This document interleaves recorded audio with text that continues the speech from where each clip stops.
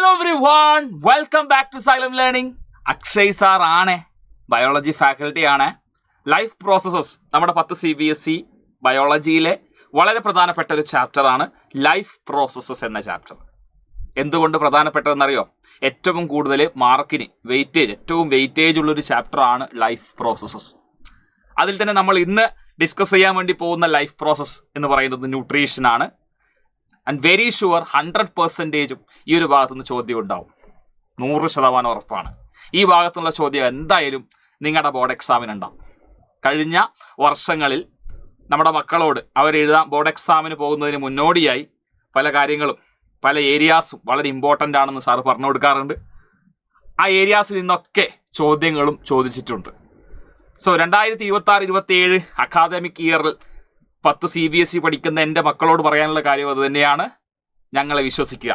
Okay, അപ്പോൾ life processes എന്ന് പറയുമ്പോൾ നമുക്കറിയാം, നമ്മുടെ ശരീരത്തിൽ ജീവൻ നിലനിൽക്കണമെങ്കിൽ ഒരുപാട് പ്രവർത്തനങ്ങൾ നമ്മുടെ ശരീരത്തിനകത്ത് സംഭവിക്കേണ്ടതുണ്ട്. വളരെ ടൈനി, നമ്മൾ കണ്ണുകൊണ്ട് കാണാൻ പറ്റാത്ത മോളിക്കുലർ മൂവ്മെൻറ്റ്സ് അതിലൊക്കെ പെടുന്നുണ്ട്. അപ്പം ഇത്തരത്തിൽ ലൈഫ് മെയിൻറ്റെയിൻ ചെയ്യാൻ അല്ലെങ്കിൽ നമുക്ക് സർവൈവ് ചെയ്യാൻ വേണ്ടി ഒരു ജീവിയിൽ സംഭവിക്കേണ്ടതായ എല്ലാ പ്രോസസ്സുകളെയും നമുക്ക് ലൈഫ് പ്രോസസ്സസ് എന്ന് നമുക്ക് വിളിക്കാം. മനസ്സിലായോ? അപ്പോൾ എന്താ ലൈഫ് പ്രോസസ്സസ്? നിങ്ങളിവിടെ കാണുന്നു, all the activities that an organism perform എന്തിന്? To survive in the environment. മനസ്സിലായോ? അതാണ് ലൈഫ് പ്രോസസ്സസ്. അതിൽ 4 ലൈഫ് പ്രോസസ്സസ് നമുക്ക് പഠിക്കേണ്ടതുണ്ട്. ഒന്ന് ന്യൂട്രീഷൻ, പിന്നൊന്ന് റെസ്പിറേഷൻ, പിന്നൊന്ന് ട്രാൻസ്പോർട്ടേഷൻ, പിന്നൊന്ന് എക്സ്ക്രീഷൻ. അപ്പോൾ ഈ ലൈഫ് പ്രോസസ്സസ് നിർബന്ധമായും ഒരു വ്യക്തിയുടെ ശരീരത്തിൽ സംഭവിക്കേണ്ടതുണ്ട്, അദ്ദേഹം ജീവനോടെ നിലനിൽക്കാൻ. അതിൽ ഇന്ന് നമ്മൾ ഡിസ്കസ് ചെയ്യാൻ വേണ്ടി പോകുന്നത് ന്യൂട്രീഷൻ. സോ കാണാം, എന്താണ് nutrition? Nutrition is the mode of taking in food. 2 കാര്യങ്ങൾ നിങ്ങൾ അവിടെ കാണുന്നു. ഒന്ന് mode of taking in food, ഭക്ഷണത്തെ ഉള്ളിലേക്ക് എടുക്കും. രണ്ടാമത് എന്താ പറഞ്ഞിരിക്കുന്നേ? അതിനെ ഉപയോഗപ്പെടുത്തുന്നു, utilization by the body. Nutrition is mode of taking in food by an organism and its utilization by the body. മനസ്സിലാവുന്നുണ്ടല്ലോ? ഈ ന്യൂട്രീഷൻ തന്നെ പല ജീവികളും പല രീതിയിലാണ് ചെയ്യുന്നത്. അതിലേക്കൊക്കെ നമുക്ക് വരാം. അതിനു മുന്നേ, എന്തിനാണ് നമുക്ക് ഭക്ഷണം? Why do we need food എന്നൊരു ചോദ്യം ചോദിക്കുകയാണ്. എന്തിനാണ് നമുക്ക് ഭക്ഷണം? അപ്പോൾ നമ്മൾ ചെറിയ ക്ലാസ്സിൽ നമ്മൾ പഠിക്കുന്നൊരു കാര്യമുണ്ട്. എന്താ? We eat food to get energy. Correct അല്ലേ? We eat food to get energy. ശരിയാണ്. ഭക്ഷണം കഴിച്ചാലാണ് നമുക്ക് എനർജി ഉണ്ടാവുക. ഭക്ഷണം കഴിച്ചില്ലെങ്കിൽ നമ്മൾ വീക്കാവും. ഇതൊക്കെ നമുക്കറിയാവുന്ന കാര്യമല്ലേ. എന്തിനാണ് എനർജി? ശരിക്കും എന്തിനാണ് എനർജി? നമുക്ക് ഓരോ കാര്യങ്ങൾ ചെയ്യാൻ എനർജി വേണം, തീർച്ചയായിട്ടും. ഞാനിപ്പോൾ ഇവിടെ ക്ലാസ് എടുത്തുകൊണ്ടിരിക്കുമ്പോൾ എനിക്ക് എനർജി വേണം. നിങ്ങൾ ക്ലാസ് കണ്ടുകൊണ്ടിരിക്കുമ്പോൾ തീർച്ചയായിട്ടും നിങ്ങൾക്കും എനർജിയുടെ ആവശ്യമുണ്ട്. ശരിയല്ലേ? Even if you are sitting simply also, നിങ്ങളൊന്നും ചെയ്യുന്നില്ല, നിങ്ങൾ ഉറങ്ങുകയാണ്. അപ്പോഴും നമ്മുടെ ബോഡിക്കകത്ത് പലവിധമായ ലൈഫ് പ്രോസസ്സ് സംഭവിക്കുന്നുണ്ട്. അതിനൊക്കെ എനർജി അത്യാവശ്യമാണ്. അപ്പോൾ ഇവിടെ പറഞ്ഞിരിക്കുന്നത് നോക്കാം. We use energy when we walk, നടക്കുമ്പോൾ, run or ride a bicycle, cycle ചവിട്ടുമ്പോഴോ നടക്കുമ്പോഴോ ഓടുമ്പോഴോ ചാടുമ്പോഴോ ഒക്കെ നമുക്ക് എനർജി വേണം. Even at rest our body need energy to maintain internal order, internal balance. നമ്മുടെ ശരീരത്തിനകത്തുള്ള എല്ലാ പ്രവർത്തനങ്ങളും കൃത്യമായി കോർഡിനേറ്റഡ് ആണ്, കൺട്രോൾഡ് ആണ്. കൃത്യമായ ഈ മോളിക്കുലർ മൂവ്മെൻറ്റ്സും കാര്യങ്ങളൊക്കെ നടക്കുന്നുണ്ട്. ഇതിനൊക്കെ എന്ത് ആവശ്യമാണ്? എനർജി ആവശ്യമാണ്. ഇനി അതുപോലെ തന്നെ നമ്മുടെ ഓർഗൻസ് കൃത്യസമയത്ത് അതിൻ്റെ ഫങ്ഷൻസ് എക്സിക്യൂട്ട് ചെയ്യണം. അതിനൊക്കെ എനർജി ആവശ്യമാണ്. സപ്പോർട്ട് ലൈഫ് ആക്ടിവിറ്റീസ്, ജീവൻ തന്നെ നിലനിർത്താൻ വേണ്ടിയിട്ട് നമ്മുടെ ബോഡിയിൽ പല ആക്ടിവിറ്റീസ് നമ്മൾ നടക്കുന്നുണ്ട്, ലൈഫ് പ്രോസസ്സ്. അതിനൊക്കെ തന്നെ എന്താവശ്യമാണ്? എനർജി ആവശ്യമാണ്. സംശയമൊന്നുമില്ലല്ലോ? സംശയമൊന്നുമില്ല. അതുപോലെ തന്നെ we also need material from outside the body. For growth. നമ്മൾ ഈ ഭക്ഷണം പുറത്തുനിന്നല്ല എടുക്കുക. നമ്മുടെ കേസ് നോക്കുകയാണെങ്കിൽ ഭക്ഷണം നമ്മൾ പുറത്തുനിന്നാണ് എടുക്കുക. അപ്പോൾ ഈ ഭക്ഷണമാണ് പിന്നീട് ഡൈജഷന് ശേഷം സിമ്പിൾ ന്യൂട്രിയൻ്റായി മാറി ഈ സിമ്പിൾ ന്യൂട്രിയൻ്റ് എനർജി ആയിട്ട് കൺവേർട്ട് ചെയ്യും സെല്ലിൽ വെച്ച്. ആ എനർജി ഉപയോഗിച്ചുകൊണ്ട് പല കാര്യങ്ങളും പല കെമിക്കൽ റിയാക്ഷൻസും നടക്കുന്നുണ്ട് ബോഡിയിൽ. ഗ്രോത്തിന് സഹായിക്കുന്നുണ്ട്. നമ്മൾ വളരുന്നില്ലേ, ഭക്ഷണം കഴിച്ച് നമ്മൾ വളരും, നമ്മൾ ഡെവലപ്പ് ചെയ്യുന്നില്ലേ, ഡെവലപ്മെൻറ്റ് ഓഫ് ബോഡി പാർട്സ് സംഭവിക്കുന്നുണ്ട്. Synthesise proteins and other substances, protein നിർമ്മാണം, പ്രോട്ടീൻ സിന്തസൈസിങ്, ഇതൊക്കെ സെല്ലിൽ സംഭവിക്കുന്നതാണ്, പ്രോട്ടീൻ സിന്തസൈസിങ് ഒക്കെ. The source of this energy and material is food. അപ്പോൾ എനർജിയുടെ സോഴ്സ് ഏതാ? അത് ഫുഡാണ്. അപ്പോൾ ഫുഡ് എന്ന് പറയുന്നത് വളരെ ഇമ്പോർട്ടൻ്റ് ആണ്. ചുരുക്കി പറഞ്ഞാൽ ഫുഡ് എന്ന് പറയുന്നത് ഇറ്റ് ഈസ് മോസ്റ്റ് ഇമ്പോർട്ടൻറ്റ്. നിർബന്ധമായും ഫുഡ് ലിവിങ് ഓർഗാനിസംസ് കഴിക്കണം. അത് ഒരേ രീതിയിൽ തന്നെ അല്ല എല്ലാ ജീവികളും ഫുഡ് യൂട്ടിലൈസ് ചെയ്യുന്നത്, അല്ലെങ്കിൽ ഒബ്റ്റെയിൻ ചെയ്ത് യൂട്ടിലൈസ് ചെയ്യുന്നതും വ്യത്യസ്തമായ രീതിയിലാണ്. അതാണ് നമ്മുടെ ഡൈവേഴ്സിറ്റി. നമ്മുടെ ഭൂമി അത്രത്തോളം ഡൈവേഴ്സാണ്, അല്ലേ? ബയോഡൈവേഴ്സിറ്റി, അത്രത്തോളം ജീവജാലങ്ങൾ നമ്മുടെ ഭൂമിയിലുണ്ട്. ഈ എല്ലാ ജീവജാലങ്ങളും ഒരുപോലെ അല്ല. They are not unique, they are different in their own ways. അതുകൊണ്ട് തന്നെ ന്യൂട്രീഷനും എന്താണ്? ഡിഫറെൻ്റ് ആണ്. ഓക്കെ, ഇനി ഇവിടെ പറഞ്ഞിരിക്കുന്ന ഒരു കാര്യം, how do living things get there food? എങ്ങനെയാണ് ജീവജാലങ്ങൾ ഭക്ഷണം എടുക്കുന്നത്? പല രീതിയിൽ എടുക്കുമെന്ന് ഞാൻ പറഞ്ഞു. സ്വന്തമായി ഭക്ഷണം നിർമ്മിക്കുന്നവരുണ്ട്. ചെടികളൊക്കെ സ്വന്തമായി ഭക്ഷണം നിർമ്മിക്കുന്നവരാണ്. ചെടികളെ മാത്രം ഭക്ഷണം കഴിച്ച് ജീവിക്കുന്ന ആളുകൾ വേറെയുണ്ട്. ചില ആനിമൽസ് ചെടികളെയും ഭക്ഷണം കഴിക്കും, ചെടികളെയും ഭക്ഷണമാക്കും, മറ്റ് ആനിമൽസിനെയും ഭക്ഷണമാക്കുന്നവരുണ്ട്. ആനിമൽസിനെ ഹണ്ട് ചെയ്ത് ഈറ്റ് ചെയ്യുന്ന ആനിമൽസും ഉണ്ട്. അപ്പോൾ വ്യത്യസ്തമായ രീതിയിൽ ഇങ്ങനെ ഡൈവേഴ്സായി പോയി കിടക്കുകയാണ്. ഇനി നോക്കുക, all organism need energy, raw material. നമ്മൾ പറഞ്ഞതാണ് raw material, but the way they obtain food differs. എല്ലാവർക്കും എനർജി ആവശ്യമാണ്, പക്ഷേ എനർജിയുടെ സോഴ്സായ ഫുഡ് അത് ഒബ്റ്റെയിൻ ചെയ്യുന്ന രീതി ഓരോ ജീവിയിലും ഓരോ രീതിയിലാണ്. എല്ലാ ജീവിയും ഒരുപോലെ അല്ല, അവരുടെ ന്യൂട്രീഷനും ഒരുപോലെ അല്ല എന്നാണ് ഇത് സൂചിപ്പിക്കുന്നത്. റെഡിയല്ലേ? ഇതുവരെ പറഞ്ഞതിൽ കൺഫ്യൂഷൻ ഒന്നുമില്ലല്ലോ. ഇനി ന്യൂട്രീഷനിലേക്ക് വരുമ്പോൾ, ന്യൂട്രീഷൻ രണ്ട് തരത്തിലാണ് മെയിൻലി ഉള്ളത്. ഒന്ന് ഓട്ടോട്രോഫിക് ന്യൂട്രീഷനും മറ്റൊന്ന് ഹെറ്ററോട്രോഫിക് ന്യൂട്രീഷനുമാണ്. അതിൽ ഓട്ടോട്രോഫിക് മോഡ് ഓഫ് ന്യൂട്രീഷൻ എന്ന് പറയുമ്പോൾ സ്വന്തമായി ഭക്ഷണം നിർമ്മിക്കുന്നവരെയാണ് ഓട്ടോട്രോപ്സ് എന്ന് പറയുന്നത്. പേര് പോലെ തന്നെ ഓട്ടോ, നമ്മളെ ബയോളജിയുടെ ഏറ്റവും വലിയൊരു പ്രത്യേകത തന്നെ എന്താണെന്നറിയോ? ബയോളജിയുടെ ഏറ്റവും വലിയ പ്രത്യേകത, നമുക്കൊരു വേർഡ് കിട്ടിക്കഴിഞ്ഞാൽ, ബയോളജിയുടെ ഒരു ടേം നമുക്ക് കിട്ടിക്കഴിഞ്ഞാൽ, ആ ടേം നമ്മൾ നോക്കിക്കഴിഞ്ഞാൽ നമുക്ക് അതിൽ നിന്ന് മീനിങ് കിട്ടും എന്നുള്ളതാണ്. ഇവിടെ നിങ്ങൾ നോക്കുക, ഓട്ടോട്രോഫിക് ന്യൂട്രീഷൻ എന്നാണ് പറഞ്ഞിരിക്കുന്നത്. ഓട്ടോ എന്ന് വെച്ചാൽ സ്വന്തം എന്നുള്ള അർത്ഥമാണ്. സ്വന്തം എന്നുള്ള അർത്ഥമാണ്, സെൽഫ് എന്നുള്ളതാണ്. അത് സ്വന്തമായി റോ മെറ്റീരിയൽസ് ഉപയോഗിച്ചുകൊണ്ട് ഫുഡ് ഉണ്ടാക്കുക ആണ് ഓട്ടോട്രോഫിക് ന്യൂട്രീഷൻ.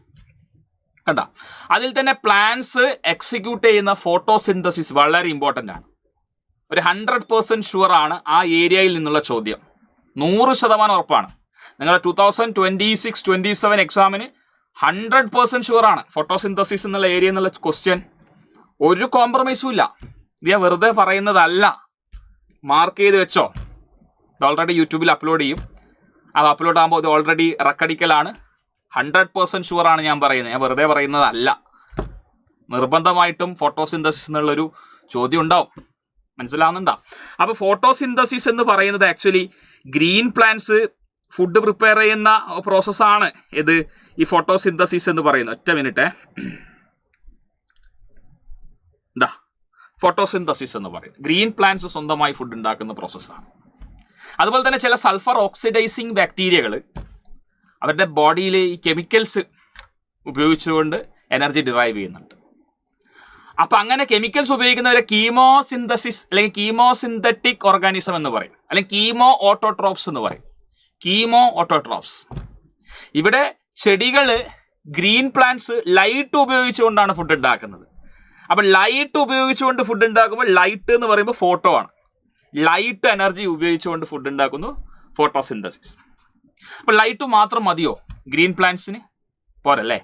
നമുക്കറിയാം, ചെറിയ ക്ലാസ്സിൽ പഠിച്ചിട്ടുണ്ട്, കാർബൺ ഡൈ ഓക്സൈഡ് വേണം. കാർബൺ ഡൈ ഓക്സൈഡ് വാട്ടർ വേണം, പിന്നെ ഗ്രീൻ പ്ലാന്റ് ആണെന്ന് നമ്മൾ പറഞ്ഞു.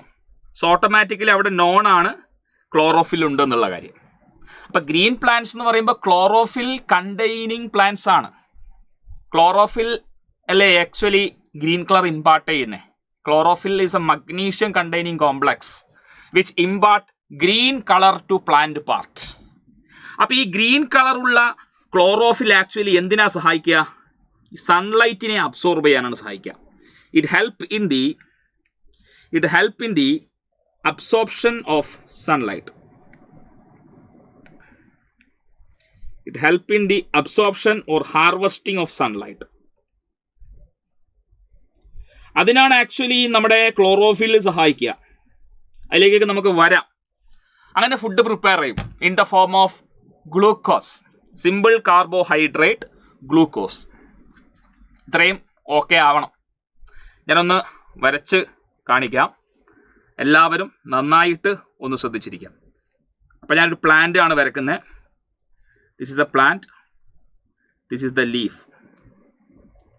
എല്ലാവർക്കും കാണാമെന്ന് വിചാരിക്കുന്നു. ഓക്കെ, ക്ലിയർ ആണെന്ന് വിശ്വസിക്കുന്നു. ആൻഡ് ഇത് നമ്മുടെ സോയിലാണ്.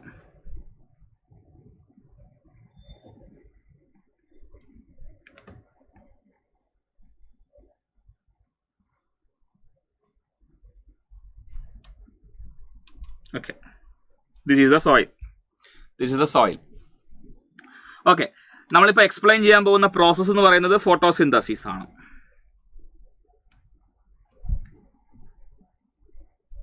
എല്ലാവർക്കും കാണാം അല്ലേ? ഫോട്ടോസിന്തസിസ്.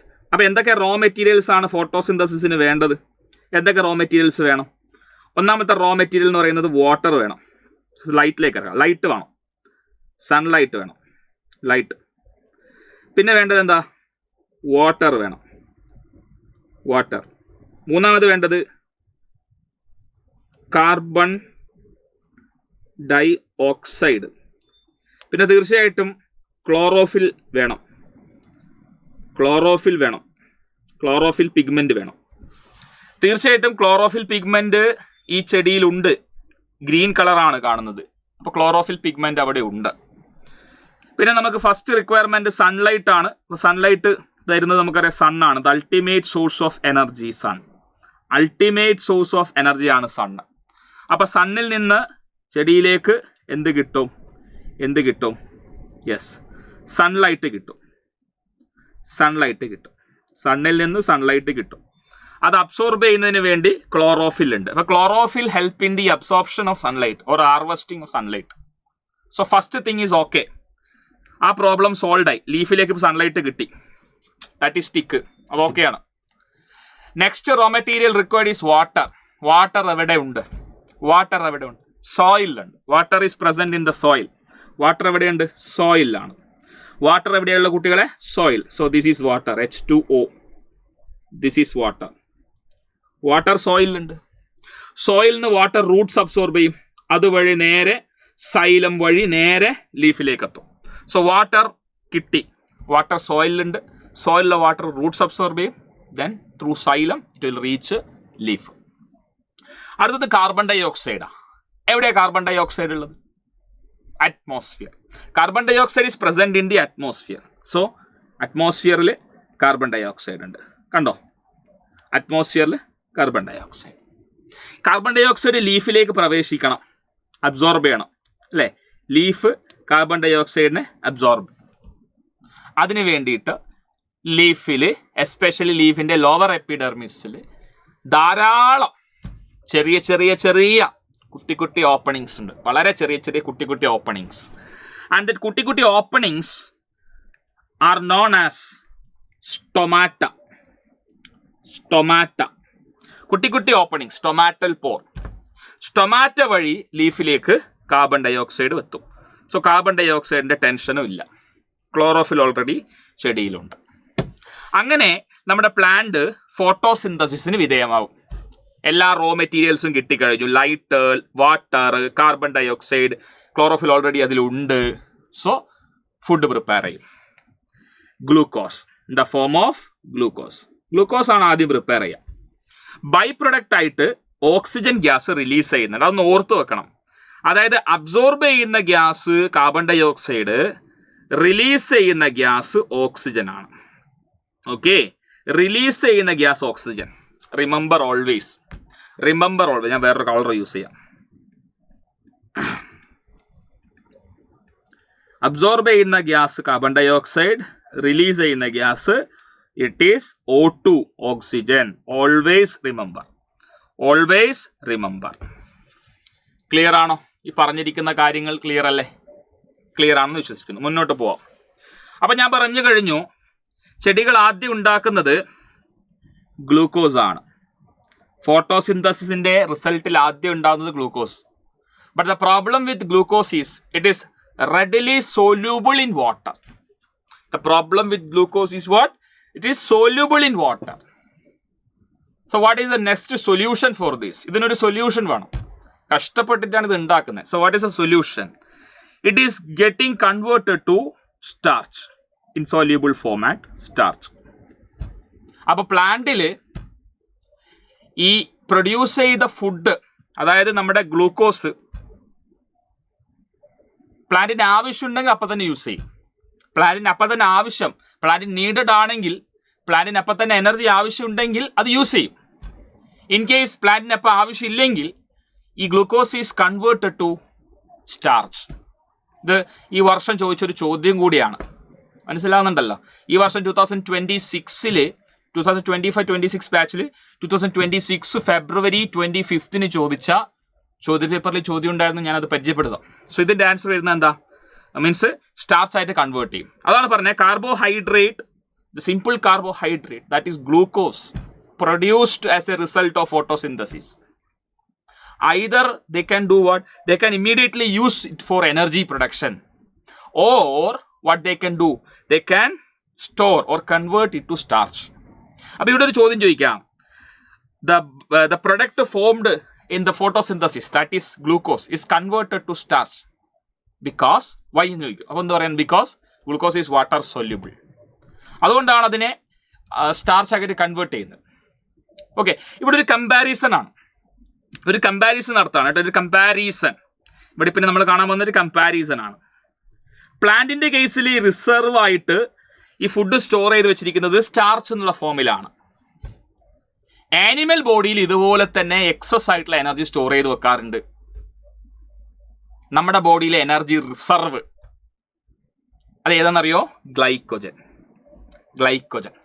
ആനിമൽ സ്റ്റാർച്ച് അല്ലേ? അതായത് നമ്മുടെ ബോഡിയിൽ ആനിമൽസിൽ എക്സസ് എനർജി സ്റ്റോർ ചെയ്ത് വെച്ചിരിക്കുന്ന ഫോമാറ്റ് ഇറ്റ് ഈസ് ഗ്ലൈക്കോജൻ. പ്ലാന്റ്സിൽ സ്റ്റാർച്ച്, ആനിമൽസിൽ ഗ്ലൈക്കോജൻ. You got it? കൃത്യമായി മനസ്സിലാക്കണം. ഈ കാര്യങ്ങളെല്ലാം കൃത്യമായിട്ട് മനസ്സിലാക്കേണ്ട കാര്യങ്ങൾ തന്നെയാണ് നമ്മൾ ഇതുവരെ പറഞ്ഞിരിക്കുന്ന കാര്യങ്ങളെല്ലാം തന്നെ. മൂവിങ് ഫോർവേഡ്, മുന്നോട്ട് പോകാം. മുന്നോട്ടേക്ക് തന്നെ നമുക്ക് പോകാം. അപ്പോൾ ഫോട്ടോസിന്തസിസിൽ എന്തൊക്കെ നടക്കുന്നു എന്ന് ഞാൻ പറഞ്ഞു. ജസ്റ്റ് ഒരു ഫിഗർ വരച്ചുകൊണ്ട് അവിടെ നടക്കുന്ന കാര്യങ്ങൾ പറഞ്ഞു തന്നു എന്നേ ഉള്ളൂ. എന്നാൽ ഡീറ്റെയിൽ ആയി ഇവിടെ നടക്കുന്ന കാര്യങ്ങൾ എന്താണെന്ന് വിശദീകരിക്കാം. ആദ്യം തന്നെ സൂര്യപ്രകാശം, സൺലൈറ്റിനെ ക്ലോറോഫിൽ അബ്സോർബ് ചെയ്യും. അബ്സോർപ്ഷൻ ഓഫ് ലൈറ്റ് എനർജി, വേറെ കളർ ഉപയോഗിക്കട്ടെ. Absorption of light energy by chlorophyll. സംശയം ആർക്കില്ല, ലൈറ്റ് എനർജി അബ്സോർബ് ചെയ്യാൻ പറ്റുന്നത് ക്ലോറോഫിലിന് മാത്രമാണ്. അപ്പോൾ light energy is absorb by chlorophyll, first step. Then light energy chemical energy ആയിട്ട് മാറും, സെക്കൻഡ് സ്റ്റെപ്പ്. ഫസ്റ്റ് ലൈറ്റ് എനർജിയെ കൊണ്ടുവരും, ലീഫിലേക്ക് കൊണ്ടുവന്നു. അതിനുശേഷം ദിസ് ഈസ് എനർജി.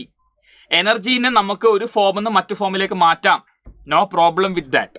ബട്ട് എനർജിയെ നമുക്ക് നശിപ്പിക്കാനോ നിർമ്മിക്കാനോ പറ്റില്ല. That is law of conservation of energy.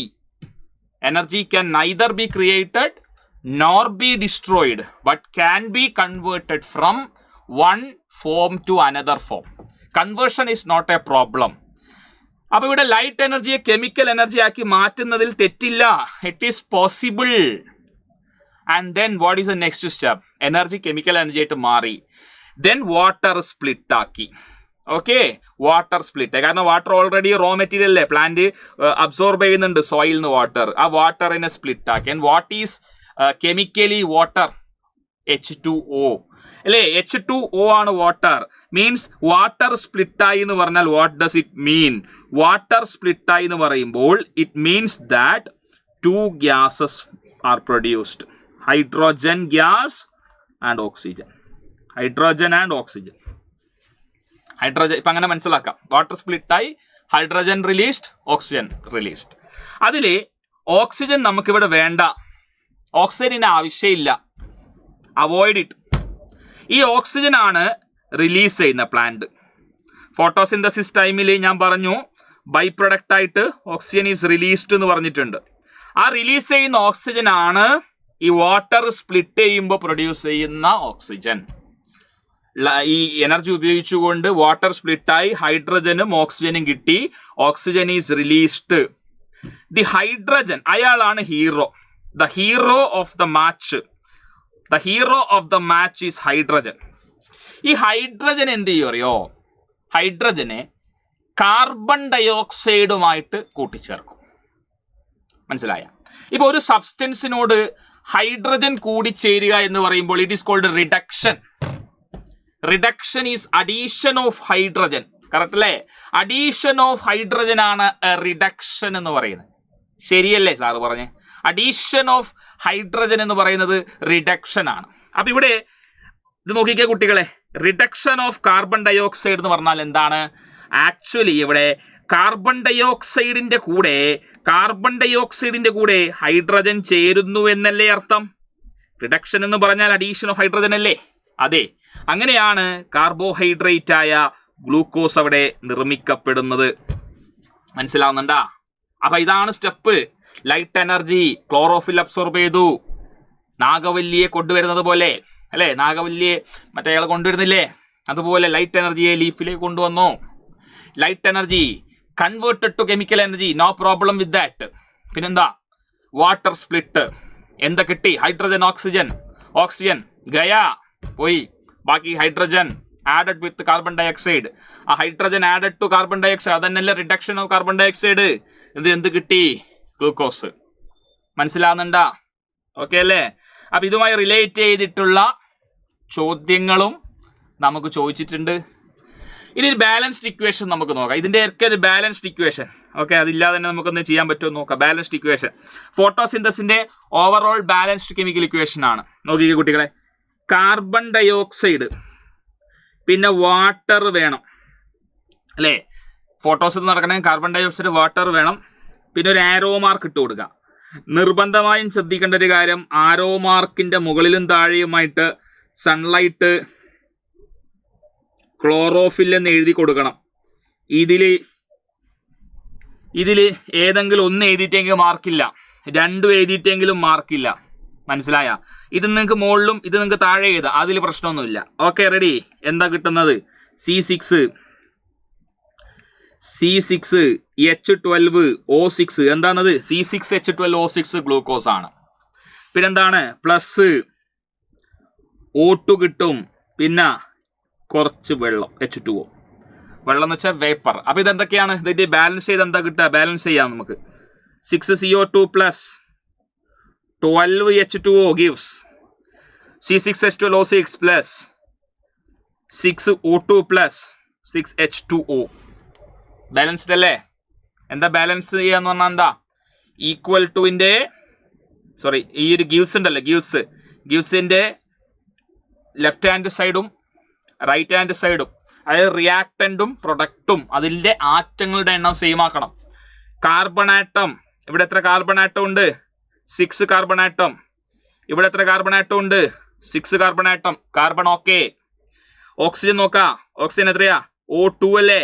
ഇവിടെ 6 ഇല്ലേ? 6 × 2 12. ഇവിടെ എത്രയുണ്ട്? 12. 12 + 12 24 ഓക്സിജൻ. ആ 24 ഇവിടെ ഉണ്ടോ നോക്കാം. 6 to 12. ഇവിടെ 6, ഇവിടെ 6ഉം ഇവിടെ 6ഉം. അപ്പോൾ 6 + 6 12. Again year 12. അപ്പോൾ 24 oxygen. Okay. Then hydrogen 24. Hydrogen ഇവിടെ 12 ഉണ്ട്, ഇവിടെ 12 ഉണ്ട്. അപ്പോൾ എത്രയായി? 24. ബാലൻസ്ഡ് ആണ്. ഇവിടെ ആക്ച്വലി നിങ്ങൾ നോക്കുക, ഇവിടുത്തെ 6H2O, ഇവിടെ 6H2O, രണ്ട് സൈഡ് 6H2O പോവാം. അപ്പം എന്ത് കിട്ടും? Equation 6CO2 plus 6H2O gives sunlight. ഇത് രണ്ട് സെയിം തന്നെയാണെന്ന്. Sunlight, chlorophyll C6H12O6 plus 6O2. ഇങ്ങനെ എഴുതാം ഇക്വേഷൻ. ഇതും ശരി തന്നെയാണ്. ഇതാണ് വലിയ ഇക്വേഷൻ, ടെക്സ്റ്റ് ബുക്കിലുള്ള ഇക്വേഷൻ. നമുക്ക് വേണമെങ്കിൽ ഈ 12H2O ഇവിടെ 6H2O രണ്ട് സൈഡിൽ നിന്ന് എന്ത് ചെയ്യാം, കട്ട് ചെയ്ത് കളയാം. ഇവിടെ 6H2O കട്ട് ചെയ്യാം, കോമൺ ആയിട്ട് ഇത് എന്ത് ചെയ്യാം, ഇവിടെ 12 ഉള്ള എന്തായി മാറും, 6 ആയി മാറും. 12 ഒന്നും 6 ഒന്നും കോമൺ 6 അല്ലേ, 6 എടുത്ത് മാറ്റി കളഞ്ഞാൽ ഇക്വേഷനെ നമുക്ക് ഇങ്ങനെ എഴുതാം. 6CO2 plus 6H2O gives C6H12O6 plus 6O2. Balanced ആയിട്ടുണ്ട്, ഇതും ബാലൻസ്ഡ് ആയിട്ടുണ്ട്. Okay, ready. ഇപ്പം ടെക്സ്റ്റ് ബുക്കിൽ ഇക്വേഷൻ അതിതാണ്. മോളത്തെ ഇക്വേഷൻ ഒന്ന് ഓർത്ത് പഠിച്ചേക്കാം. 6CO2 plus 12H2O, chlorophyll, sunlight, C6H12O6, അതാണ് ഗ്ലൂക്കോസ്.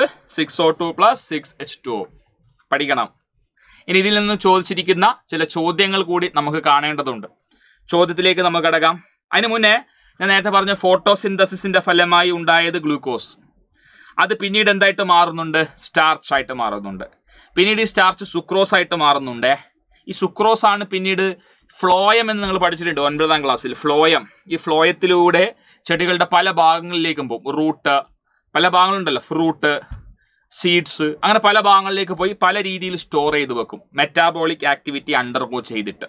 അതായത് സുക്രോസിന് മെറ്റാബോളിക് ആക്ടിവിറ്റി അണ്ടർഗോ ചെയ്ത് ഫ്രൂട്ട്സിൽ ഫ്രക്ടോസ് ആയിട്ട് മാറും, കൺവേർഷൻ ചെയ്യും. ട്യൂബേഴ്സിലാണെങ്കിൽ സ്റ്റാർച്ച് ആയിട്ട് മാറും. ഓയിൽ സീഡ്സിലാണെങ്കിൽ ഫാറ്റ് ആയിട്ട് മാറും, കൺവേർഷൻ നടക്കും. അപ്പോൾ ഈ കൺവേർഷൻ നടക്കണമെങ്കിൽ ഇവിടെ എന്ത് നടക്കണം, മെറ്റാബോളിക് പ്രോസസ്സ് അല്ലെങ്കിൽ മെറ്റാബോളിക് ആക്ടിവിറ്റി നടക്കാനുണ്ട്. അതിലേക്കൊക്കെ നമുക്ക് വലിയ ക്ലാസ്സിൽ നമ്മൾ പഠിക്കേണ്ട കാര്യമാണ്. പക്ഷേ ഈ ഒരു കൺവേർഷൻ നിങ്ങൾ ഇത് പഠിക്കണം. Glucose is converted to starch then to sucrose ആണ് നടക്കുന്നത്. ഇതൊന്ന് ഓർത്ത് വെച്ചിരിക്കുന്നത് എന്തുകൊണ്ടും നല്ലതായിരിക്കും. ഇനി 2026 ചോദിച്ച ചോദ്യത്തിലേക്ക് കിടക്കാം. 2026 ചോദിച്ചിരിക്കുന്ന ചോദ്യമാണ്, നിങ്ങൾ നോക്കിക്കേ. The carbohydrate which are not used immediately in plants are stored in form of a. Used immediately ആണെങ്കിൽ ഗ്ലൂക്കോസ് അപ്പോൾ തന്നെ ഇമ്മീഡിയറ്റ്ലി യൂസ് ചെയ്യും. പക്ഷേ ഇമ്മീഡിയറ്റ്ലി യൂസ് ചെയ്യാത്തത് ഏത് ഫോമിലാണ് സ്റ്റോർ ചെയ്ത് വെക്കുക എന്നാണ് ചോദിച്ചിരിക്കുന്നത്. എന്താണ് ആ റിസർവ് ഫുഡിനെ പറയുന്ന പേര്? നമുക്കറിയാം, പഠിച്ചിട്ടുണ്ട്. ഏതാണ് നമ്മൾ ഓൾറെഡി നേരത്തെ നോക്കിയതല്ലേ, അതാണ് നമ്മുടെ starch.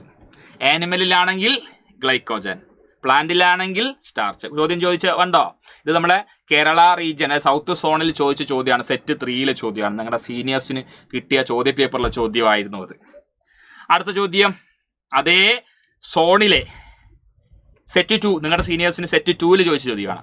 The following events occur during the process of photosynthesis. Choose the option that indicate the correct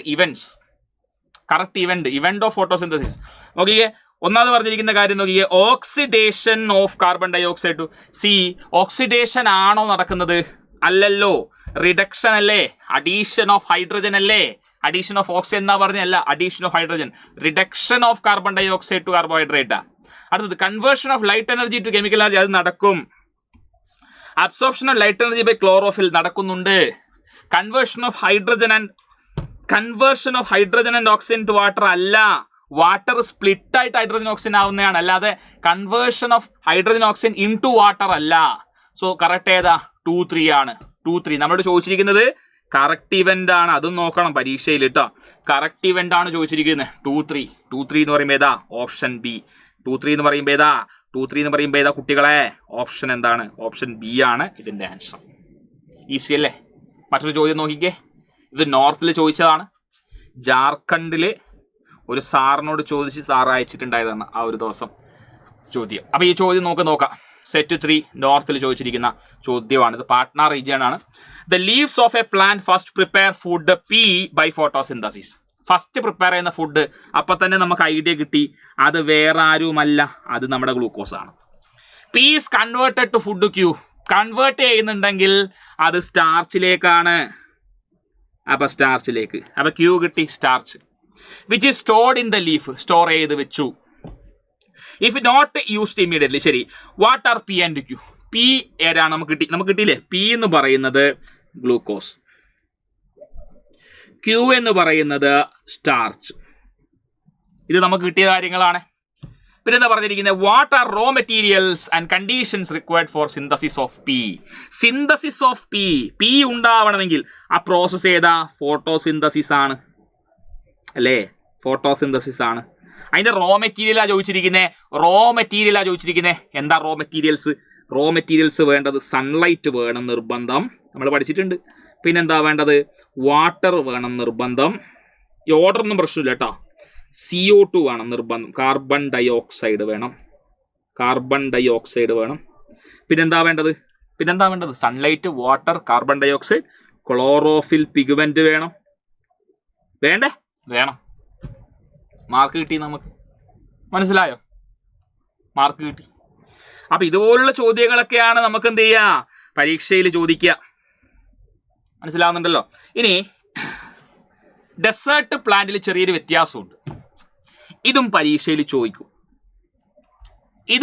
ചോദിക്കും. ഡെസേർട്ട് പ്ലാന്റിൽ നിന്നുള്ളൊരു ചോദ്യം നമുക്ക് പരീക്ഷയ്ക്ക് പ്രതീക്ഷിക്കാം. 2000 കഴിഞ്ഞ എക്സാമിന് ചോദിച്ചിട്ടുണ്ട്, അത് നമ്മൾ പ്രെഡിക്റ്റ് ചെയ്തതുമാണ്. അതേപോലെ തന്നെ ചോദിച്ചിട്ടുണ്ട്. അതുപോലെ തന്നെ നെക്സ്റ്റ് അക്കാദമിക് ഇയർ, അതായത് നിങ്ങൾ 2026-27 ബാച്ചിൽ നിങ്ങൾക്കും ഡെസേർട്ട് പ്ലാന്റിൽ നിന്നുള്ള ചോദ്യത്തിന് ഉത്തരം നിസ്സാരമായിട്ട് എഴുതിയെടുക്കാൻ വേണ്ടി പറ്റും. എന്താണ് നോക്കാം. മറ്റു പ്ലാന്റ്സ് പോലെയല്ല ഡെസേർട്ട് പ്ലാന്റ്സ് ഷിറോഫൈറ്റ്സ് ആണ്.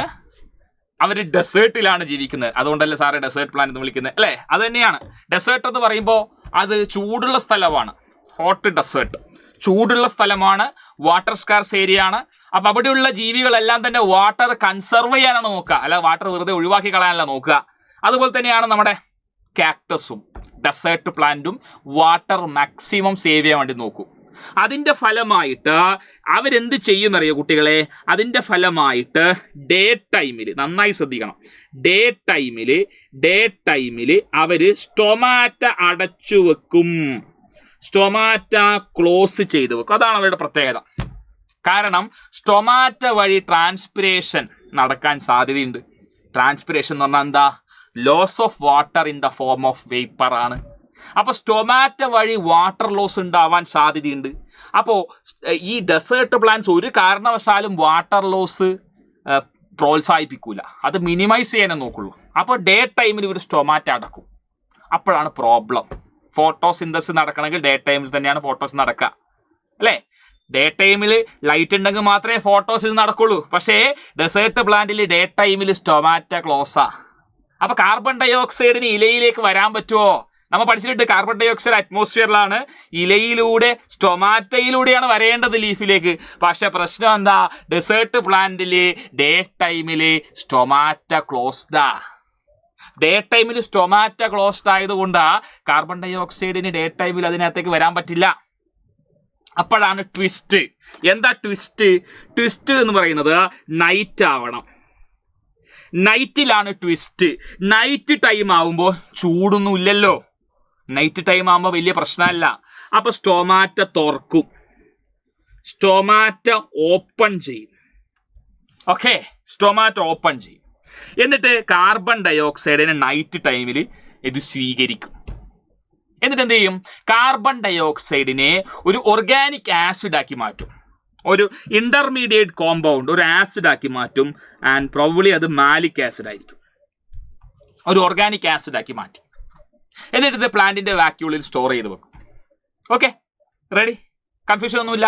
നൈറ്റ് ടൈമിൽ സ്റ്റൊമാറ്റോ ഓപ്പൺ ചെയ്തു, കാർബൺ ഡയോക്സൈഡിനെ എടുത്തു, കാർബൺ ഡയോക്സൈഡ് ഗ്യാസിനെ ഒരു ഇന്റർമീഡിയറ്റ് ആസിഡ് ആക്കിയിട്ട് കൺവേർട്ട് ചെയ്തു, ദാറ്റ് ഈസ് മാലിക് ആസിഡ്.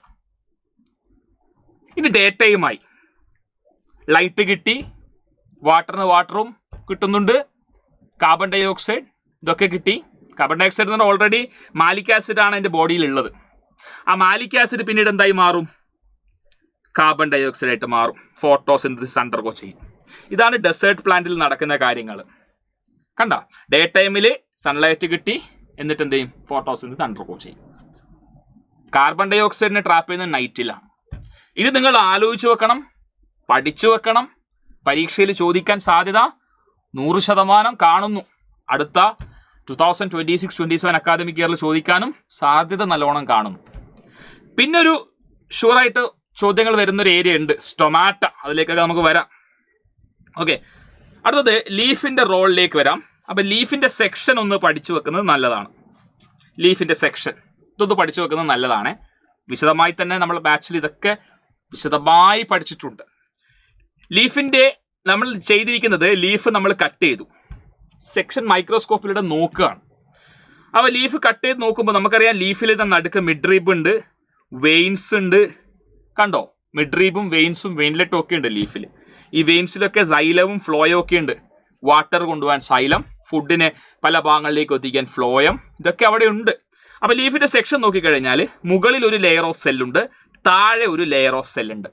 മുകളിലും താഴെയും ഒരു പ്രൊട്ടക്ഷൻ പോലെ. And they are called as epidermis. മുകളിലുള്ളത് അപ്പർ എപ്പിഡർമിസ്. മുകളിലല്ലേടാ, അപ്പൊ അപ്പർ അല്ലേടാ, മുകളിലായതുകൊണ്ട് അപ്പർ എപ്പിഡർമിസ്. താഴെയല്ലേ ഇത് ലോവർ എപ്പിഡർമിസ്.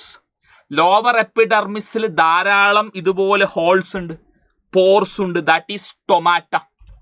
അപ്പർ എപ്പിഡർമിസിൽ ഒരു വാക്സി ലെയർ കോട്ടിംഗ് ഉണ്ട്, ദാറ്റ് ഈസ് ക്യൂട്ടിക്കിൾ. ഒരു മെഴുക് കൊണ്ടുള്ള ഒരു ആവരണം, ക്യൂട്ടിക്കിൾ. പിന്നെ ഈ നടുക്ക് കാണപ്പെടുന്ന സെല്ലുകൾ കണ്ടോ, ധാരാളം ക്ലോറോപ്ലാസ്റ്റുകൾ. ഈ തരി പോലെ കാണിച്ചിരിക്കുന്നത് ക്ലോറോപ്ലാസ്റ്റുകളാണ്. ധാരാളം ക്ലോറോപ്ലാസ്റ്റുകൾ കണ്ടെയ്ൻ ചെയ്യുന്ന സെല്ലുകളാണ്. അപ്പൊ ക്ലോറോപ്ലാസ്റ്റ് കണ്ടെയ്നിങ് പാരൻകൈമ സെൽസ് ആണ്. And they are called mesophyll cells. Mesophyll cells എന്നാ പറയാ, മീസോഫിൽ സെൽസ്. അതിൽ തന്നെ ഈ നീളത്തിൽ കാണുന്നത് പാലിസേഡ് മീസോഫിൽ സെൽസ് ആണ്. ഈ രീതിയിൽ കാണുന്നത് സ്പോഞ്ചി മീസോഫിൽ സെൽസ് ആണ്. അപ്പോ ഇവരുടെ പ്രത്യേകത, ഇവരിൽ ധാരാളം ക്ലോറോപ്ലാസ്റ്റ് ഉണ്ട് എന്നുള്ളതാണ്. ക്ലോറോപ്ലാസ്റ്റ് ധാരാളം ഉണ്ടെങ്കിൽ ക്ലോറോഫിലും അതിനനുസരിച്ചിട്ടുണ്ട് എന്നാണ്. അപ്പോൾ മാക്സിമം ഫോട്ടോസിന്തസിസ് നടക്കുന്ന ഭാഗം ഈ ഭാഗമാണ്, മീസോഫിൽ സെൽസ്. മാക്സിമം ഫോട്ടോസിന്തസിസ് നടക്കുന്നത് മീസോഫിൽ സെൽസ്. അവിടെ സ്പോഞ്ചി മീസോഫിലും അതുപോലെ തന്നെ പാലിസേഡ് മീസോഫിലും സ്പോഞ്ചി മീസോഫിലും ഉണ്ട്. ഇതൊക്കെ ഓർത്തു വെക്കണം. അപ്പൊ മാക്സിമം ഫോട്ടോസ് നടക്കുന്ന ഭാഗം ഈ ഭാഗമാണ്. മാക്സിമം ഗ്യാഷ്യസ് എക്സ്ചേഞ്ച് നടക്കുന്ന ഭാഗം സ്റ്റൊമാറ്റ വരുന്ന ഈ ഭാഗമാണ്. ഓർത്തു വെക്കണം കേട്ടോ ലീഫിന്റെ ആ ഒരു സ്ട്രക്ചർ. പിന്നെ എയർ സ്പേസസ്, ഇവിടെയൊക്കെ എയർ സ്പേസസും ഉണ്ട്. Okay, ready. ഇതൊന്ന് ഓർത്ത് വെച്ചോളൂ. ഓക്കെ, റെഡി അല്ലേ? സെറ്റ്, മുന്നോട്ട് പോവാം. അപ്പോൾ ഒരു ചോദ്യം അതിന് മുന്നേ ഞാൻ പറഞ്ഞു ക്ലോറോപ്ലാസ്റ്റും ക്ലോറോഫില്ലും. ക്ലോറോപ്ലാസ്റ്റ് എന്ന് പറഞ്ഞാൽ പ്ലാന്റ് സെല്ലിന്റെ ഒരു പ്രത്യേകതയാണ്. പ്ലാന്റ് സെല്ലിൽ മാത്രം കാണപ്പെടുന്ന പ്ലാസ്റ്റിഡ്സിൽ ഒരു പ്ലാസ്റ്റിഡ് ആണ് ക്ലോറോപ്ലാസ്റ്റ്. നിങ്ങൾക്കറിയാം ക്ലോറോപ്ലാസ്റ്റ്, ക്രോമോപ്ലാസ്റ്റ്, ല്യൂക്കോപ്ലാസ്റ്റ്. അതിൽ ക്ലോറോപ്ലാസ്റ്റ് എന്ന് പറഞ്ഞാൽ ഗ്രീൻ കളർ കണ്ടെയ്നിങ് ക്ലോറോഫിൽ അതിൽ അടങ്ങിയിട്ടുണ്ട് അല്ലെ. ഗ്രീൻ കളർ ഇമ്പാർട്ട് ചെയ്യുന്ന ക്ലോറോഫിൽ അടങ്ങിയിട്ടുണ്ട്. ചെടികൾക്കൊക്കെ ഗ്രീൻ കളർ ഇമ്പാർട്ട് ചെയ്യും. സൺലൈറ്റിനെ അബ്സോർബ് ചെയ്യുന്ന ആളാണ്. ഫോട്ടോസിനെ അതുകൊണ്ട് തന്നെ സഹായിക്കുന്നു. പഠിച്ചിട്ടുണ്ട്. 2026 ഫെബ്രുവരി 25 ചോദിച്ച ചോദ്യം. Given below is a diagrammatic representation of cross section of a leaf. Identify P in the given diagram and write down its role in plant. P എന്താ? നിങ്ങൾ നോക്കിയേ, ഈ തരിതരി കാണുന്ന സാധനങ്ങളെയാണ് പി എന്ന് പറഞ്ഞ് കാണിച്ചിരിക്കുന്നത്. ആ തരിതരി കാണുന്ന സാധനം ക്ലോറോപ്ലാസ്റ്റ് ആണ്. ശരിയല്ലേ? ഞാൻ നേരത്തെ പറഞ്ഞിട്ടില്ലേ? ആ പി എന്ന് പറയുന്നത് എന്താണ്? ക്ലോറോപ്ലാസ്റ്റ് ആകുന്നു. That is chloroplast. ചോദ്യം കഴിഞ്ഞിട്ടില്ല. അതിന്റെ റോൾ എന്താണ്? ക്ലോറോപ്ലാസ്റ്റിന്റെ റോൾ എന്താണ്? അപ്പൊ നിങ്ങൾ പറയണം ക്ലോറോപ്ലാസ്റ്റിൽ ക്ലോറോഫിൽ ഉണ്ട്. അത് ലൈറ്റിനെ അബ്സോർബ് ചെയ്യുന്നു. അത് എന്തിനെ സഹായിക്കുന്നു? അൾട്ടിമേറ്റ്ലി ആൻസർ ഇതാണ്, ഫോട്ടോസിന്തസിസിന് സഹായിക്കുന്നു. മനസ്സിലാവുന്നുണ്ടല്ലോ. ക്ലോറോപ്ലാസ്റ്റിൽ എന്തുണ്ട്? ക്ലോറോഫിൽ ഉണ്ട്. പുള്ളിക്കാരൻ ലൈറ്റിനെ അബ്സോർബ് ചെയ്യാൻ സഹായിക്കുന്നു, ദെയർബൈ ഫോട്ടോസിന്തസിന് സഹായിക്കുന്നു. പിന്നെ ഒരു ബാലൻസ്ഡ് ഇക്വേഷൻ ചോദിക്കുന്നുണ്ട്. പഠിച്ചിട്ടില്ലേ balanced equation? 6CO2 plus 12 H2O gives പിന്നെന്താണ്? സൺലൈറ്റ്. പിന്നെന്താണ്? സൺലൈറ്റും ക്ലോറോഫിലും രണ്ടും നിങ്ങൾ എഴുതണം. ക്ലോറോഫിലും എന്താ കിട്ടുക?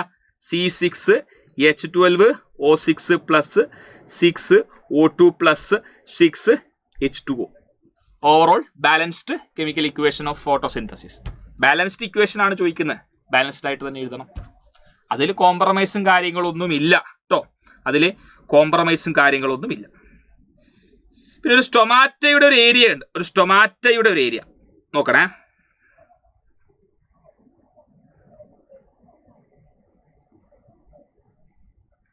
സ്റ്റൊമാറ്റയുടെ ഒരു ഏരിയ, യെസ്, ശ്രദ്ധിക്കുക, സ്റ്റൊമാറ്റ. അപ്പൊ നമുക്കറിയാം, എന്തറിയാം, പ്ലാന്റ്സിന് കാർബൺ ഡയോക്സൈഡ് വേണം. എന്തിന്? ഫോട്ടോസിന്തസിസ് നടത്താൻ. ആ കാർബൺ ഡയോക്സൈഡ് ലീഫിലേക്ക് ഏത് വഴിയാണ് എത്തുന്നത്? സ്റ്റൊമാറ്റ വഴിയാണ് എത്തുന്നത്. അതും നമുക്കറിയാം. അപ്പൊ എന്താ സ്റ്റൊമാറ്റ? ടൈനി പോർസ് ആണ്. എവിടെയാ കാണാ? Surface of the leaf. ഏറ്റവും കൂടുതൽ കാണാൻ ലോവർ സർഫസില്ല. മനസ്സിലായോ? അപ്പൊ സ്റ്റൊമാറ്റ വളരെ ചെറിയ, കണ്ണുകൊണ്ട് നോക്കിയാലൊന്നും കാണാൻ പറ്റില്ല, മൈക്രോസ്കോപ്പിന്റെ സഹായത്തോടു കൂടി കാണാൻ സാധിക്കുന്ന വളരെ ചെറിയ സുഷിരങ്ങൾ സ്റ്റൊമാറ്റയാകുന്നു. കാർബൺ ഡയോക്സൈഡ് ഇലകളിലേക്ക് പ്രവേശിക്കുന്നത് സ്റ്റൊമാറ്റ വഴിയാകുന്നു എന്ന് ഓർത്തു വെക്കണം. ഇത്രയും കാര്യങ്ങളൊക്കെയാണല്ലോ, ബുദ്ധിമുട്ടൊന്നുമില്ല. എന്നാൽ സ്റ്റൊമാറ്റയുടെ ആ ഗ്യാഷ്യസ് എക്സ്ചേഞ്ച്, സ്റ്റൊമാറ്റ ത്രൂ ആണ് ഗ്യാഷ്യസ് എക്സ്ചേഞ്ച് നടക്കുക. അതിപ്പോൾ ഫോട്ടോസിന്തസിസ് ടൈമിൽ കാർബൺ ഡയോക്സൈഡ് ചെടിയുടെ ഉള്ളിലേക്ക് വരുന്നു, ഓക്സിജൻ റിലീസ് ചെയ്യപ്പെടുന്നു, അല്ലേ? അതാണ് ഗ്യാഷ്യസ് എക്സ്ചേഞ്ച്. സ്റ്റൊമാറ്റയിലൂടെയാണ് നടക്കുക. CO2 enter, oxygen exit during photosynthesis. ഇനി ഇവിടെ മനസ്സിലാക്കേണ്ട ഒരു പ്രധാനപ്പെട്ട ഒരു കാര്യമുണ്ട്. അതുപോലെ തന്നെ ഈ സ്റ്റൊമാറ്റ ത്രൂ ട്രാൻസ്പിരേഷൻ നടക്കാറുണ്ട്, അല്ലേ? നമ്മൾ പഠിച്ചിട്ടുണ്ട്, loss of water in the form of vapour from leaves. അതും ഈ വാട്ടർ ലോസ് നടക്കുന്നത് സ്റ്റൊമാറ്റ വഴിയാണ്. അപ്പൊ സ്റ്റൊമാറ്റ വഴി പല കാര്യങ്ങളും നടക്കുന്നുണ്ട്. ട്രാൻസ്പിരേഷൻ നടക്കുന്നുണ്ട്. അത് പ്ലാന്റിന് അഡ്വാൻറ്റേജ് ആണ് ട്രാൻസ്പിരേഷൻ. ഇപ്പൊ ഡെസേർട്ട് പ്ലാന്റിലെല്ലാം ഓവറായിട്ട് ട്രാൻസ്പിരേഷൻ നടന്നാൽ വാട്ടർ ലോസ് ഉണ്ടാവും. അതല്ലാതെ ട്രാൻസ്പിരേഷൻ ശരിക്കും പറഞ്ഞാൽ അഡ്വാൻറ്റേജ് ആണ്. എന്താണ്? പ്ലാന്റിന് കൂളിംഗ് എഫക്റ്റ് കൊടുക്കുന്നു. അതുപോലെ തന്നെ പ്ലാന്റിൽ മെറ്റീരിയൽ കണ്ടക്ഷൻ, ട്രാൻസ്പിരേഷൻ, പുള്ള് ജനറേറ്റ് ചെയ്ത് ഈ മെറ്റീരിയൽസിനെയൊക്കെ എത്തിക്കാൻ, വാട്ടറും അതുപോലെ തന്നെയുള്ള ഡിസോൾഡ് മിനറൽസിനെയൊക്കെ ചെടിയുടെ മുകളിലേക്ക് എത്തിക്കാനൊക്കെ ട്രാൻസ്പിരേഷൻ സഹായിക്കുന്നുണ്ട്. അപ്പോൾ സ്റ്റൊമാറ്റ വഴിയാണ് ഇതൊക്കെ സംഭവിക്കുന്നത്. ഇതൊക്കെ നമ്മൾ പറഞ്ഞു കഴിഞ്ഞു. ഇനി ഞാൻ പറയാൻ പോകുന്ന ഒരു കാര്യം ശ്രദ്ധിക്കുക. റോൾ ഓഫ് ഗാർഡ് സെൽസ് വളരെ ഇമ്പോർട്ടൻ്റ് ആയിട്ടുള്ള കാര്യമാണ്. See this is open stomata. നന്നായി ശ്രദ്ധിക്കണം, വീഡിയോ കണ്ടുകൊണ്ടിരിക്കുന്നത് നന്നായി ശ്രദ്ധിക്കുക. This is open stomata, this is closed stomata. Open stomata എന്ന് പറയുമ്പോൾ സ്റ്റൊമാറ്റ തുറന്നിരിക്കുകയാണ്. നോക്കണേ, സ്റ്റൊമാറ്റ തുറന്നിരിക്കുകയാണ്. എപ്പോഴാണ് സ്റ്റൊമാറ്റ തുറക്കുക? ആ ഒരു കൺസെപ്റ്റ് കിട്ടിയാൽ സെറ്റാണ്. ഗാർഡ് സെൽസ് എന്ന് പറയുന്നത് ഈ സാധനമാണ്. ഗാർഡ് സെൽസ് കണ്ടോ? ഈ കിഡ്നി ബീൻ ഷേപ്പിലുള്ള സാധനമാണ് ഗാർഡ് സെൽ. ഡൈക്കോട്ട് ആയതുകൊണ്ട് കിഡ്നി ബീൻ ഷേപ്പിലുള്ള സാധനം. അപ്പൊ ഗാർഡ് സെല്ലിലേക്ക് വാട്ടർ എൻ്റർ ചെയ്താൽ, ആരോ മാർക്ക് ശ്രദ്ധിക്കുക, വാട്ടർ എൻ്റർ ചെയ്യണം. ഗാർഡ് സെല്ലിലേക്ക് വാട്ടർ എൻ്റർ ചെയ്താൽ ഗാർഡ് സെൽസ് വീർത്തു വരും, സ്വെല്ലനാവും. അപ്പോഴാണ് സ്റ്റൊമാറ്റ തുറക്കുക. ലോജിക്കാണ്. ഇത് വീർത്തു വരുമ്പോൾ നടുക്കൊരു സ്പേസ് ക്രിയേറ്റ് ചെയ്യും, അല്ലേ? ഇത് ടർജിഡായി വീർത്തു വന്നു. എന്നാൽ ഇവിടെ സ്റ്റൊമാറ്റ ക്ലോസ്ഡ് ആണ്. എങ്ങനെയാണ് സ്റ്റൊമാറ്റ ക്ലോസ് ആയത്? ഒന്നുമില്ല, വാട്ടർ ഗാർഡ് സെല്ലിൽ നിന്ന് പുറത്തേക്ക് പോയി കഴിഞ്ഞിരിക്കുന്നു കേട്ടോ. ഗാർഡ് സെൽസിന്റെ ഉള്ളിൽ നിന്ന് വാട്ടർ പുറത്തേക്ക് പോയി, exosmosis, water drawn out of the guard cell. അപ്പോൾ ഫ്ലക്സിഡ് ആണ്, ചുരുങ്ങി, ഷ്രിങ്കായി. അപ്പോൾ സ്റ്റൊമാറ്റ ക്ലോസ്ഡ്. അപ്പോൾ എപ്പോഴാണ് സ്റ്റൊമാറ്റ ഓപ്പൺ ആവുന്നത്? When water enter the guard cell, stomata open. എപ്പോഴാണ് സ്റ്റൊമാറ്റ ക്ലോസ്ഡ് ആവുന്നത്? When water leaves the guard cell, stomata closed. നിർബന്ധമായും നോക്കണ്ട, പഠിക്കേണ്ട ഒരു ഏരിയ ആണ് ഇത്. ഓക്കെ, അതാണ് ഇവിടെ പറഞ്ഞിരിക്കുന്നത്. Water enter the guard cell ആണെങ്കിൽ ഗാർഡ് സെൽ സ്വെലനാവും, സ്റ്റൊമാറ്റ ഓപ്പൺ ആവും, പോർ ഓപ്പൺ ആയി. ഇനി വാട്ടർ ലീവ് ചെയ്താലോ? ഷ്രിങ്കായി ഗാർഡ് സെൽസ്. അപ്പോൾ സ്റ്റൊമാറ്റൽ പോറ് ക്ലോസ് ആയി. മനസ്സിലായോ? ഇതുമായി റിലേറ്റ് ചെയ്ത ചോദ്യങ്ങൾ ചോദിച്ചിട്ടുണ്ടേ. Identify the part that control closing and opening of the stomata. ആരാണ്? ഗാർഡ് സെല്ലാണ്. സ്റ്റൊമാറ്റയുടെ ഗാർഡ് സെല്ലാണ്. ഇതവിടെ MCQ ആണ്. Option C guard cell. അതുപോലെ സ്റ്റൊമാറ്റ വരക്കാനൊക്കെ ചോദിച്ചിട്ടുണ്ടായിരുന്നു. അതൊക്കെ നമ്മൾ പ്രെഡിക്റ്റ് ചെയ്ത ചോദ്യങ്ങളായിരുന്നു. സ്റ്റൊമാറ്റ വരക്കാനൊക്കെ നമുക്ക് ചോദിച്ചിട്ടുണ്ടായിരുന്നു. സോ ഇത്രയുമാണ് ഞാൻ ഇന്ന് ഇവിടെ ഡിസ്കസ് ചെയ്യുന്നത്. നമ്മളിപ്പോൾ ഇവിടെ ഡിസ്കസ് ചെയ്തത് ഓട്ടോട്രോഫിക് മോഡ് ഓഫ് ന്യൂട്രീഷൻ ആണ്. ന്യൂട്രീഷനിൽ ഓട്ടോട്രോഫിക് മോഡ് ഓഫ് ന്യൂട്രീഷൻ ആണ് നമ്മൾ ഡിസ്കസ് ചെയ്തത്. അപ്പം ഇതുപോലെ തന്നെയാണ് നമ്മുടെ ബാച്ചിൽ നമ്മൾ റൺ ചെയ്യുന്നത്. ഒരു പക്ഷേ ഈ ക്ലാസ് കണ്ടുകൊണ്ടിരിക്കുന്ന കുട്ടികളിൽ ബാച്ചിലുള്ള കുട്ടികൾ ഉണ്ടാവും. അവരോട് ചോദിച്ചാൽ അറിയാം, വളരെ ഡീറ്റെയിൽ ആയിട്ടാണ് നമ്മൾ ബാച്ചിൽ ക്ലാസ്സുകൾ റൺ ചെയ്യുന്നത്. വളരെ ഡീറ്റെയിൽ ആയിട്ട് എല്ലാ ആക്ടിവിറ്റീസും നമ്മൾ എന്ത് ചെയ്യുന്നുണ്ട്, ഡിസ്കസ് ചെയ്യുന്നുണ്ട്. സോ ഇനിയും നമ്മുടെ ബാച്ചിലേക്ക് ജോയിൻ ചെയ്യാത്ത ആരെങ്കിലും ഉണ്ടെങ്കിൽ ജോയിൻ ചെയ്യണമെന്ന് തന്നെയാണ് സാറിന് പറയാനുള്ളത്.